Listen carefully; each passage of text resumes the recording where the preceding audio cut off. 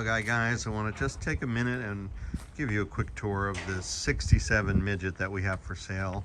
You know, I'm just constantly driving Bug-Eyes and not quite as many Midgets. It's really nice to drive this car today and notice some of the differences, and I'll talk a little about those in the video, the differences between the Bug-Eye and this design. And I think the biggest one is that the half elliptical spring, which basically mounts here and to here, unlike the Bug-Eye spring that just mounts here and goes halfway, which makes it a quarter elliptical. So this is a later design half elliptical spring, is noticeably a little bit more plush in the back end of the car. And it's an evolution of the original sort of little stub spring that they used in the Bug-Eyes. But the benefit is that you get a more plush ride, which is really kind of nice, I think. Anyway, the other difference is you have this folding top, which is light years away. It's still kind of quirky, but it's light years more sophisticated than the completely removable Bug-Eye top. These engage in this little socket here with an over center latch instead of the Bug-Eye. If you have a Bug-Eye top frame, the bar has to engage in the windshield frame. So a little bit more primitive design, and roll-up windows are really a luxury. So it's fascinating to me because it's ultimately the same car as a Bug-Eye, but then it has these additional improvements, design evolution, if you will, and that may be generous for the way these things were engineered. They're still pretty crude, but it is interesting to see how these cars sort of quote-unquote move forward as they evolved.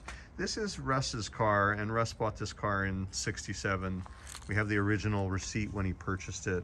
He kept it for many, many years, and then the second owner purchased it and brought it to us and said, make it, you know, refreshed, and we put on new wire wheels and new tires and probably 100 other things to make this car reliable and nice to drive. And you can see it on our website at Bug-Eye Guys. You'll see me driving it.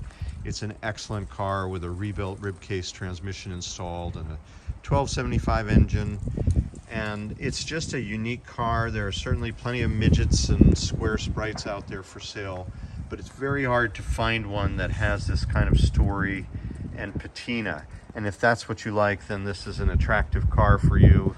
There are some of these little nicks and scratches in the paint, but that's because it's all a very original car, and that's the way the second owner who brought it to us wanted it to stay as original as possible. You have a tag on that wire wheel. I'm not sure what that's from, but that's an original bias pie white wall on the spare, and then the jack is there, and behind the jack is the tonneau support sticks that help keep the tonneau a little more rigid. There's the tonneau, but that's basically an original Midget trunk from the era. The other thing that's kind of cute is you have a locking trunk. It's not exactly the most high-tech lock, but this was all part of the evolving MG line door locks as well, which we of course don't have on a Bug-Eye, and this fancy chrome trim that runs down the side, which was unique to the Midgets. The sprites didn't have that. So we also have, I might as well show you this stuff, that the controls. You have the fuel pump running when the key comes on. We have the light switch here and headlights there. And then one of these is panel light. I'll take the wipers up so we don't scratch the glass if there's any dirt on there. This one is the panel lights for the gauges. And then this one is the wipers, which are still one speed, and they self-park. Very elegant. This is the washer pump for the windshield squirters. And then this, we need the key on. This is the heater fan. So it's one speed blower that you actuate by twisting that original heater switch. So those are the controls, the choke, and it starts here. And you also have the addition on these cars of a low oil pressure light. We still have the ignition light here, but that additional red light is for low oil pressure. We have the high beam light here.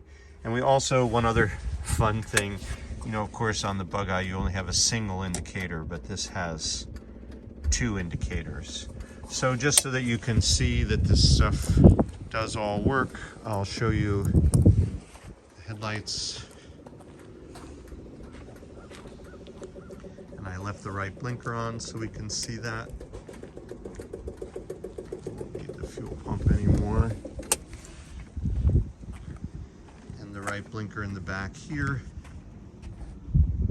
is off because I just turned the key off. Sorry about that. Let's make the fuel pump sing again. The blinkers are key fed. So there's the right one, and there's the left one. So that's kind of nice. And we also have what might be the original seat covers. And this, I'm fairly certain, is the original Old English white paint job. But you can see the photos on our site. It's a very solid car. It's really a survivor car that's rare to find. And we have it for sale at Bug Eye Guys. One last thing, there's also the stock disc brakes up front, which is a nice feature that you don't get unless you modify your Bug Eye, but it came stock on this 67 Midget. Thanks for watching.